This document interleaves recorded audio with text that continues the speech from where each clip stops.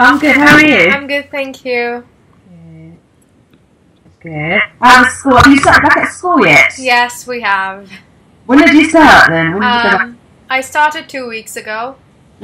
So I started around the 5th of September.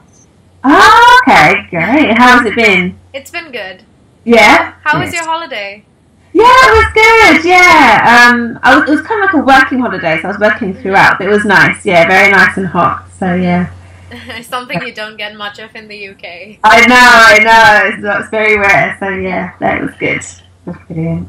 So thank you so much for taking out the time for me to interview you today. Yes. Like I shared with you, my campaign Energise is to empower, inspire, and encourage girls in science, and it's basically to motivate middle and high school girls to pursue a career related to science and also STEM education in college and university, because I feel that science itself gives such a structured and logical way of thinking that you can do any career in the world, which is the opportunities you have are limitless. So that's the main reasons why I wanted to start Energize. Yes. Could you please share some of your experiences as a highly successful woman and a little about your role and responsibilities at this point? Oh, okay. The first question was explain. What was the first question? If you could share a little bit about yourself and your roles and responsibilities. Okay. So my role currently is I'm the founder and director of Girls Talk London. So really, I set it up 3 years ago. So my responsibility is really managing all of our work and operations. Started it 3 years ago, but we've only started trading for the last year or so.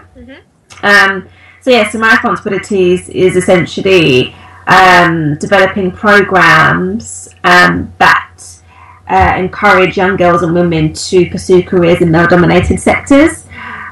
So STEM is a big target for us. So we work a lot with STEM businesses, delivering mentoring programs and work experience weeks and talks and training workshops to kind of get more women into kind of really good jobs in those sectors. So really my role is about getting new partners on board, managing like temporary staff as well, managing the mentors, and I also do a lot of speaking engagements. So I write a lot about business and diversity for publications like The Guardian, for Virgin.com, for the Confederation of Business, and I'm always sort of speaking at the South Bank Centre as well. I do a lot of speaking for them at City Hall and places like Google, just talking about why we need to be more diverse in business and why we need more women in STEM. Yeah. What was the second question? It was the same thing, and the next question I would like to ask you is, what did you take up in high school and university? Okay, so at secondary school I did double science, music, and I think it was food technology. I did for my GCSEs. My A levels I did the international baccalaureate. Oh yeah. So I did higher tier in history, chemistry, and biology, and then I did French, maths, and English.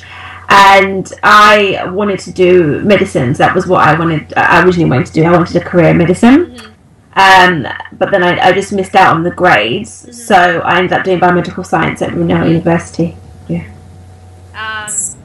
That's something I hope to do as well. I really want to study biomedical sciences. Oh, really? Oh, great. My higher levels are actually biology, chemistry, and maths. So you're doing that? Oh, you're doing the IB as well? Yes, I'm doing IB. Okay, great, yeah. So it's really similar, and a lot of people are trying. There are a few girls who are doing the same combination as you are right now. Yeah. So, it's something that girls are actually doing.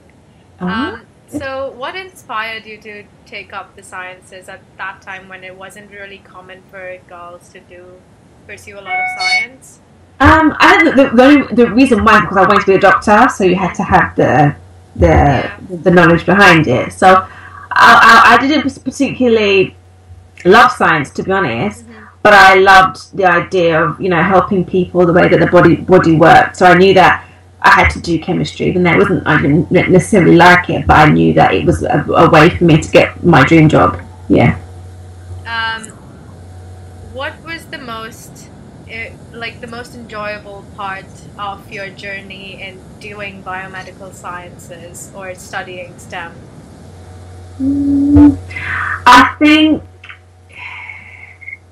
it makes you more analytical, and it just makes you more knowledgeable. The knowledge, like, no one can take it away from you. I know how the body works, and you have to kind of go into a lot of detail about anatomy and physiology and looking at bones, looking at cellular biology. It's all about knowledge. It just makes you a more knowledgeable, well-rounded person. Mm-hmm. And that's what I've enjoyed. Nobody else can really say that they know what I know. And I think that's what's the beauty of it. Lots of people can kind of say, oh, they know a bit about history or they know a bit about English, but it's something it's a very specific skill, very unique. Yeah. So you must have faced challenges in your journey as a woman pursuing STEM, and then, of course, starting up Girls Talk London. So could you share one or two of these instances and how you overcame that? I would say that with STEM, with science, in biomedical science, I was always very much a girly girl, and I think some of my tutors and lecturers kind of looked down on that. So they were like, well, you can't have nice hair, you have to dress a certain way, and so just trying to sort of tear down the stereotypes that, female scientists don't necessarily have to be in jeans and, dress plainly. You can still like lipstick and makeup. Trying to kind of take down those stereotypes of how, the kind of stereotypical view of what they think a female scientist should be, and kind of dispelling the rumor, the myths of, oh, okay, well, if you're wearing heels, you really know what you're talking about in terms of science. That kind of those challenges, you just kind of have to really just know your stuff. And I would say, in terms of setting up Girls Talk London, I would say would be maybe my age. I was, in my 20s, I still am, and, lots of companies, some of our partners are, some of the people that I work with are like heads of department and very senior, and sometimes they don't really believe that you know what you're doing, and trying to kind of constantly get respect, and get their trust that you actually know what you're doing is a really big challenge.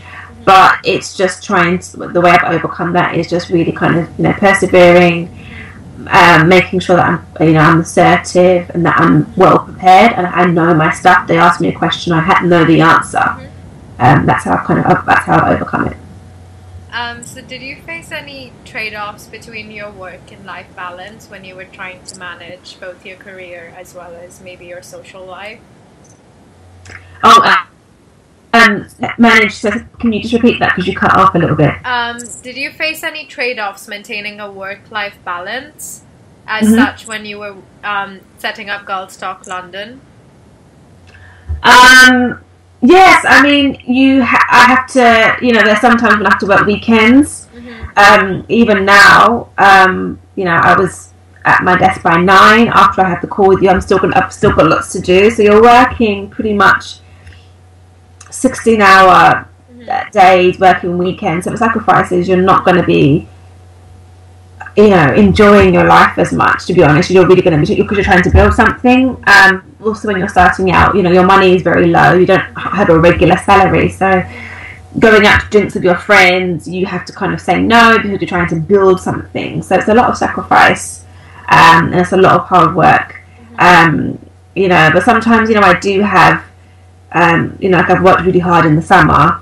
So, for example, this weekend I took the weekend off and I just caught up on TV and just relaxed. So you can have those times when you can have a weekend off, but it's a lot of sacrifice. So you will lose a lot of friends.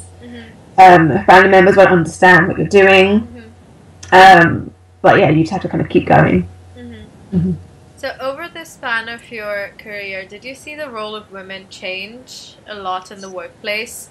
So did a lot more women take initiative to possibly pursue such a career?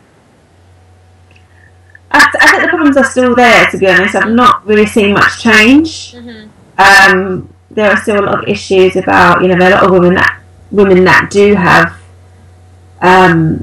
very senior roles, and sometimes I feel like they don't support the younger, female staff. There's a lot of kind of, I see a lot of bullying and not really sticking together. So I think there's a lot of work to be done. Yeah.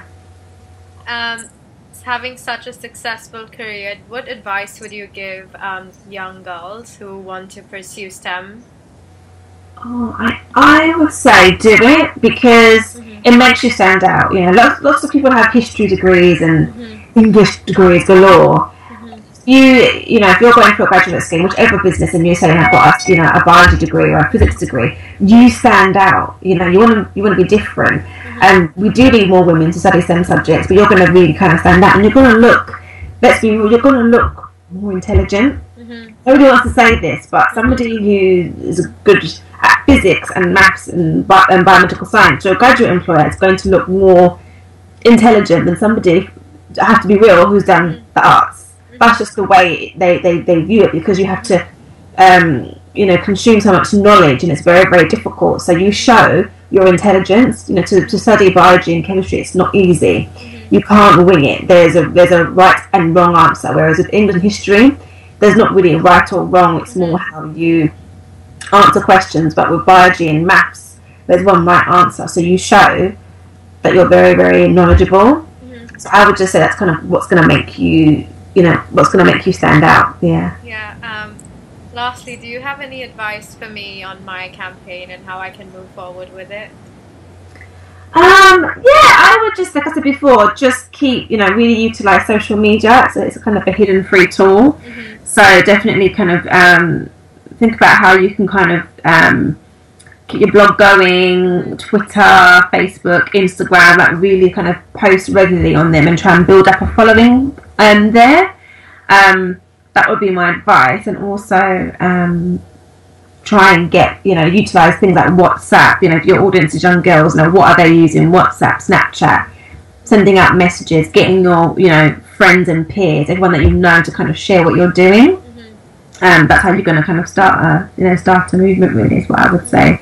But yeah, just be prepared to kind of, start slowly, and you just kind of grow and go from there. So thank you so much. I think that was all I had for my interview. Oh, brilliant. That was very good. I enjoyed answering the questions. Just let me know if you need anything.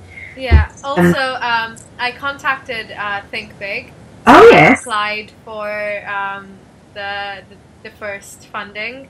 And I think they'll get back to me this Friday. So I had the interview and everything. And so they said they'll discuss all the applications tomorrow. So they'll get back to me by as soon as Friday. So okay, that's really good. Hopefully that goes well. Yeah, let me know how it goes. I think it'll be really definitely. good. So. Thank you so much, though. I would have never known that I could actually apply for something like that. Yeah, no worries. When you said that, I thought you'd be perfect. So fingers crossed. I'm sure that they will.